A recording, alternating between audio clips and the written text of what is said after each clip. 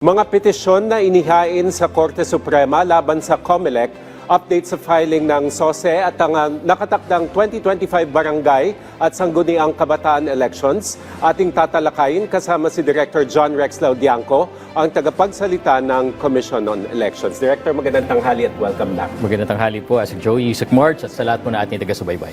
Sir, unahin na po natin yung kaso ng Duterte Youth. No? So despite the votes that they received, bakit po hindi pa sila na ipoproklama at pwedeng pakipaliwanag po yung kaso nila? Tama po. Meron po kasi silang kinakaharap na dalawang petisyon na naihain po sa National Board of Canvassers. Una po, yung pagbubuhay at pagpapaalala na merong pending na question tungkol sa kanilang registration. Alam niyo po kasi nung Duterte Youth ay unang naghain ng kanilang petition for registration, ito po ay na-dismiss ng COMELEC Division. Ngunit nung nag-file po sila ng motion for reconsideration, ito ay nag-grant ng Commission and back. Ngunit lumalabas po sa records, mukhang merong nakaligtaan. Ito po yung publication requirement na alam naman po natin na jurisdictional pong issue na to. At muli pong inihain ng petisyon na to sa National Board of Canvassers. May ikalawa pong petisyon na patungkol dun sa kanilang paglabag ng COMELEC resolution tungkol sa red tagging, bullying at harassment. So ito po ay pinagsama at nakita po ng National Board na merong mabigat na dahilan na pansamantala suspindihin ang kanilang proclamation. Inuulit po namin, hindi ito po pagbabaliwala sa boto, hindi sinasabi na sila natalo, ngunit pansamantala hanggat hindi na-resolba ang mga kasong ito, sinuspindi lamang ang kanilang proclamation. Sir, paano naman po yung estado ngayon ng disqualification case na inihain ng Kabataan Party List laban sa Duterte Youth? Ano po ang mga batayan ng kasong disqualifikasyon at paano po ba ito sinusuri ng COMELEC ngayong tapos na po ang halalan? Tinitignan din po ito at pinagsama na po sila yung naunang kaso na tungkol sa registration at yung paglabag po sa COMELEC resolution. At pangako naman po ni Chairman Garcia at ng COMELEC, tatapusin po ito bago po mag-noon ng June 30 dahil alam naman po natin yan pong simula ng termino. So kung titignan din po natin, tinitignan din po namin yung ebidensya. Meron ba talagang basehan sa pagkakalabag sa COMELEC rules na maari talagang magdulot ng disqualification at pagkakansila ng kanilang registration? Although nabanggit nyo kanina in passing, sir, paano po tinitiyak ng COMELEC na yung 2.3 million voters who voted for Duterte Youth ay ginagalang at tinitiyak po na yung boto nila ay mahalaga despite the case going on right now? Tama po. At kung makita nyo naman po nung nilabas yung COMELEC resolution o yung NBOC resolution sa pagpoproklama, meron po talagang inallocate na seats para sa Duterte Youth. At sa pagbibilang po ng total number of party list votes, dahil nga kailangan mo silang isama binilang po ito para makapag-arrive tayo ilang seats ang makukuha ng bawat party list groups na nanalo. So ito lang naman po ay pagre-resolba ng kaso. At sabi nga po namin, kung walang basehan ng mga petisyon, maaring ma-dismiss, maaari na silang ma-proclaim. Ngunit kung may basehan, at least magkaroon po ng resolution on the part of the COMELEC, makaakyat sila sa Supreme Court kung gusto po nila. Since you mentioned na rin po, sir, yung allocation of seats sa mga party list groups, maaari niyo po bang ipaliwanag kung paano isinasagawa ng COMELEC ang proseso ng seat allocation sa mga nanalong party list groups? Medyo controversial din po siya kasi parang iba-iba yung mga computation ng mga tao at mga analysts, no, sir?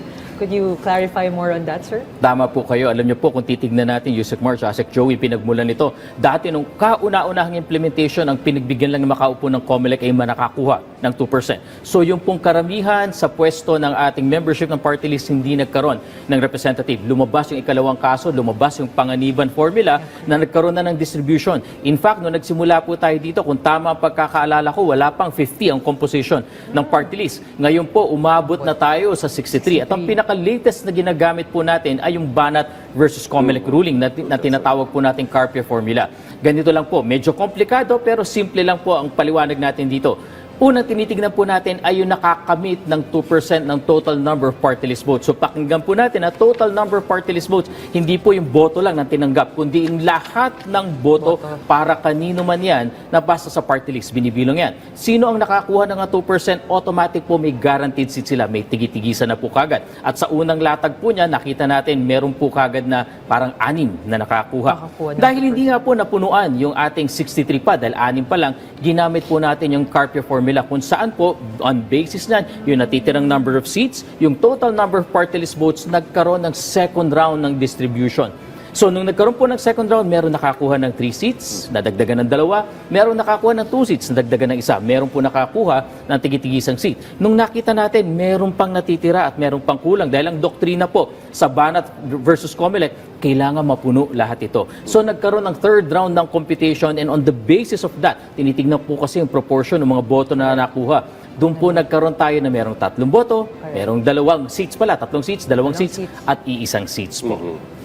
So ang main issue ngayon actually, Director, is kailangan pong maging mulat ang ating mga kababayan na yung ginawang computation ng COMELEC ay patas at transparent at legal. So meron po ba tayong efforts within COMELEC to disseminate information or intensify yung public information campaign para mas maunawaan? Kasi as it is, parang ngayon nalinawan na kami sa discussion na to, pero paano pa yung general public? Tama po kayo. Kaya nga po nung nilabas ng National Board of Canvassers ang kanilang resolution, agad nating isitang publiko ito. Doon po kasi sa resolution, nakita kagad natin ang lahat ng boto. So meron pala na talagang total number of party list votes at yun yung ginamit sa pag-compute. Meron din po kaming mga kinakaharap na question ngayon na sinasabi, dapat daw hindi lang 63, dapat daw 64, dapat daw iniba yung computation. Sa amin po kasi sa COMELEC, wini-welcome po namin ito, USEC and ASEC, ano? Dahil sabi namin, any enrichment sa ating jurisprudence, maaring umakyat sa katasasang hukuman,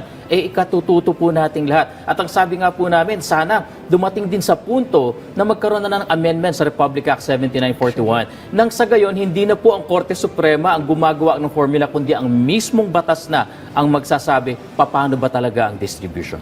Okay. Sir, ilan po ba ang petisyong inihain sa Korte Suprema kaugnay ng katatapos lang na halalan at ano po ang hakbang ng COMELEC tungkol sa mga petisyon na ito? Ang sa pagkakaalam po namin, dun sa mga nasuspend, meron na po kaming kinakaharap na 2. Isa po para sa local position na nasuspend din po yung kanyang proclamation dahil nga po sa nakita ng COMELEC na paglabag at merong pending na petition for disqualification. At ikalawa nga po yung sa Duterte Youth.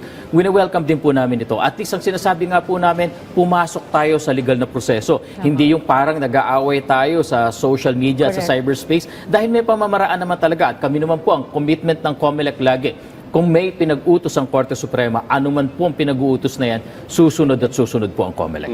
Sir, on another topic, kamusta naman po yung compliance rate sa pag-submit ng Statement of Contributions and Expenditures? Maganda naman po at tulad ng inaasahan, medyo hindi pa po bumubuhos, Yusek March and ASEC Joey, no?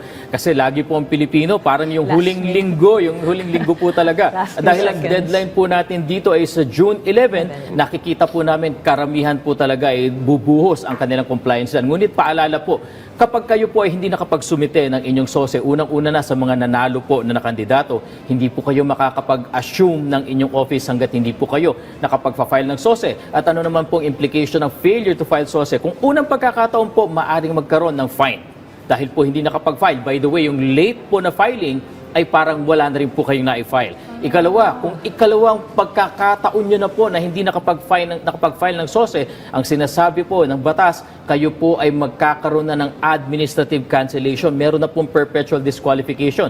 So sa susunod na mag-file po sila ng COC, COMELEC po ay maghahain ng isang petisyon na kinakancel ang kanilang COC sa pag-i-implement po ng ating batas na hindi na pwedeng tumakbo. Napakaseryoso po pala ng repercussion kapag hindi nakapag-file po ng SOSE. In the past po ba, marami ang hindi nakapag-file? Opo, marami po. Kaya kung makikita nyo, kada halalan po may sinasampa ng COMELEC ng tinatawag natin na administrative cancellation of COC, kung saan naghain sila ng COC, tinatanggap po ng COMELEC dahil ministerial ng duty namin. Pero pag nakita po sa records na talagang hindi nakapag-file ng SOSE twice, sila po ay kinakansela namin yung COC. At isa pa pong paalala, yung pong ating expenditure limit.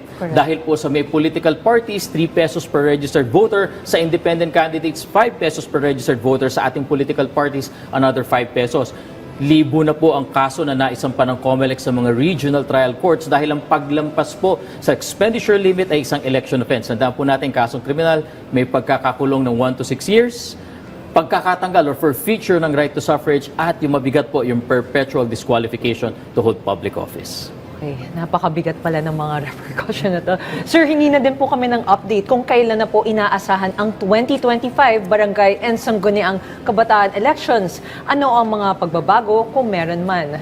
Sa December 1, 2025 po ang ating kasunod na barangay at sangguniang kabataan elections. Ito po ay pagtupad ng COMELEC dun sa kaso ng Makalintal versus COMELEC kung saan sinabi ng ating Supreme Court na dapat sa first working Monday ng December ay meron na pong halalan na kasunod. Kaya po ang COMELEC hanggat walang bagong batas na nagsasabi na ipagpapaliban, ipopospon, tuloy po ang paghahanda namin dahil yan po ang utos ng ating kataas-asang hukuman. Ano po ang bago naming ipapatupad ngayon? Yung po mga programa ng COMELEC na bago ngayon, yung early voting, yung mall voting po natin, yung ating priority polling place para sa vulnerable sectors at iba pa, ay papanawigin po natin yan. Tutuloy din po natin. At nagbabalak din po ang COMELEC na maari po sa ilang bahagi ng ating halalan, bagamat manual elections po ito, ay baka subukin po natin yung ating automated counting machine. Tignan po natin yung benefit po na baka malaki ang maitutulong. Bagamat walang transmission, bagamat barangay lang, wala naman po tayong ipoproklama sa munisipyo dahil kung saan nagbotohan, doon na rin po ang proklamasyon,